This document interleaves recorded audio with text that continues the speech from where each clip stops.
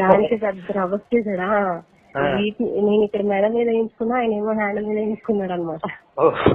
మొన్నే 6 months అయిపోయింది వేయించుకుని.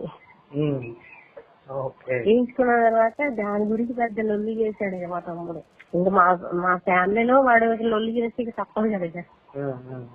అలా ఎందుకు చేశారు, ఇలా ఎందుకు చేసినాను, అసలు దేవుణ్ణి అలా ఎలా వదిలేసుకుంటున్నాం, చిన్నప్పటి నుంచి మనం క్రిస్టియన్ కుటుంబంలో పుట్టాము అంటున్నాడు. తమ్ముడా, క్రిస్టియన్ లో పుట్టు, హిందూలో పుట్టు, నిజం తెలుసుకో ఫస్ట్ అని చెప్పాను నేను.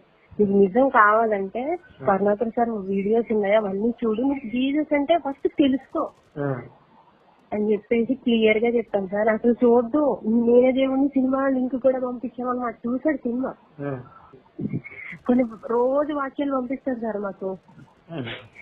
ఇక మా ఆయన కూడా మీ వీడియోలు పంపించడం స్టార్ట్ చేశాడు. ఇక మంచి పని చేశాడు. ఇంకా అప్పటి నుంచి వాక్యాలు పంపించడం బంద్ చేశాడు. ఇక